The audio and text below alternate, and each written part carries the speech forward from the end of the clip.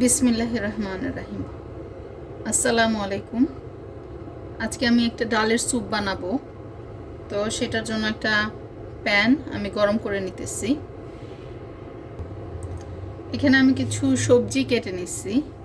একটা বড় ক্যাপসিকাম, দুইটা ছোট ছোট গাজর, একটা বড় পেঁয়াজ, তিন চারটা ছোট মাঝারি মিলানো রসুন আর একটা আলু এরকম বড় ছোট করে কেটে নিচ্ছি। কেমন কাটলেন কোনো ব্যাপার না, কারণ এগুলো সব আমাদের পরে ব্লেন্ড হবে। তো প্যানটা এর মধ্যে গরম হয়ে গেলে আমি এটার মধ্যে তেল দিয়ে দিব। 2 টেবিল চামচের মতো কোকোনাট অয়েল। তার মধ্যে আমি প্রথমে পেঁয়াজ দিয়ে শুরু করব। আমি প্রথমে 1 চা চামচ জিরা, আস্ত জিরা দিয়ে শুরু করব। তারপরে পেঁয়াজ দিয়ে দিব।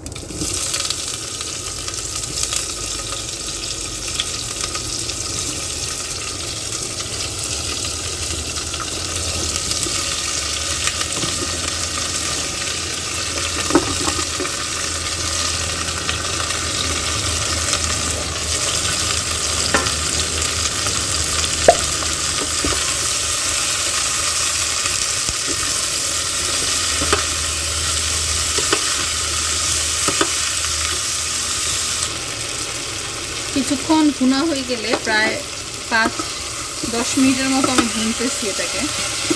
তারপরে আমি অ্যাড করে দিব কিছু মশলা। এখানে আধা চা চামচ মরিচের গুঁড়া আছে, 1 চা চামচ পাপরিকা, আধা চা চামচ 1 চা চামচের 4 ভাগের 1 ভাগ হলুদ, 4 ভাগের 1 ভাগ ধনিয়া, 1 চা চামচের 4 ভাগের 1 ভাগ জিরা আর অল্প কিছু লবণ। যেহেতু এটা স্যুপ, লবণ অল্প করে দেওয়াই ভালো, পরে লাগলে স্যুপের সাথে বাকি লবণ মিলায় ঝিলায় নিলে হবে। কিন্তু ইনিশিয়ালি বেশি লবণ দিয়ে এটাকে কটা করে ফেললে পরে খাওয়া যাবে না। মশলাটা দিয়েই আমি ডালটা দিয়ে দিব। আধা কাপ ডাল ধুয়ে ছেঁকে রেখে দিছিলাম। বেশিক্ষণ ভিজায় রাখার কিছু নাই, মুসুরির ডাল এমনিই গলে যাবে। তার উপরে আবার দিব ব্লেন্ড।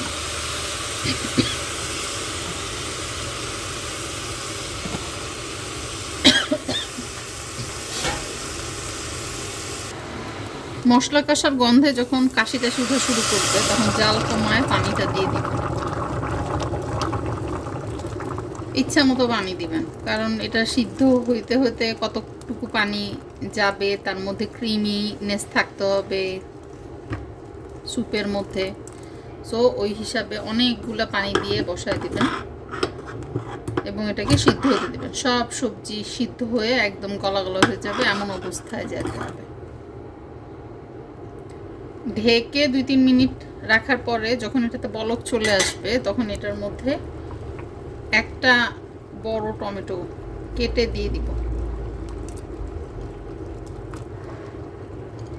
টমেটো পেস্ট থাকলে পেস্টও ইউজ করতে পারেন। আমার কাছে ফ্রেশ টমেটো ছিল, ইউজ করে ফেলছি। প্রায় 1 ঘন্টার মতো জাল দেওয়ার পরে সব সবজি যখন এরকম গলা গলা হয়ে যাবে, তখন এটাকে ব্লেন্ড করে নিতে হবে। ব্লেন্ড করার পরে আমার খুবই পছন্দের কয়েকটা জিনিস এটার মধ্যে দিয়ে নিব। তার মধ্যে হচ্ছে অল্প একটু লেবুর রস, খুব বেশি দিব না, টক করতে চাইতেছি না। জাস্ট আধা চা চামচের মতো লেবুর রস বা 1 চা চামচের মতো লেবুর রস দিব।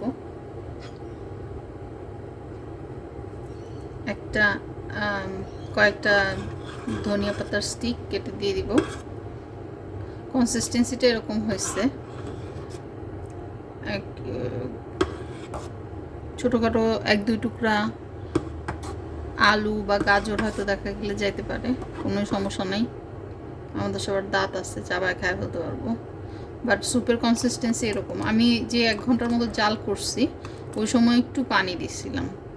মানে আপনারা বুঝে বুঝে দিবেন, যে বেশি শুকায় না যাওয়া পর্যন্ত পানি দিয়ে দিয়ে জাস্ট সিদ্ধ করতে হবে সবজিগুলো। কয়েকবারই পানি দিচ্ছি অল্প অল্প করে। তারপরে একটা লেবু পাতা ছিঁড়ে এটার মধ্যে দিয়ে এটাকে ঢেকে কিছুক্ষণ রেখে দিব।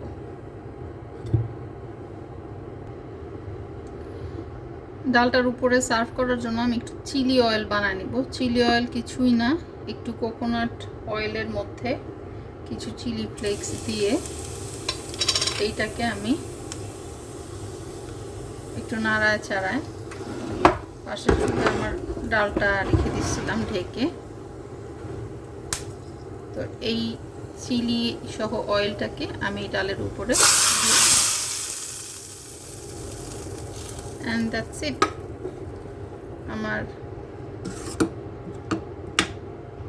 ডালের স্যুপ রেডি। এখন এটা ঢেকে রেখে দেবো, ইফতারের সময় খাবো। লবণ চাখাচাখির কোনো সিস্টেম নাই, কারণ সবাই রোজা, তো আন্দাজ করে করে লবণ দিচ্ছি। আমি ট্রাই করছি একটু কম লবণ দিতে, যদি লবণ লাগে ইফতারের সময় আবার দিয়ে নিব ইনশাআল্লাহ। আপনারা সবাই ভালো থাকবেন, আপনাদের রিজিকে আল্লাহ বারাকা দান করুক। আসসালামু আলাইকুম, আল্লাহ হাফেজ।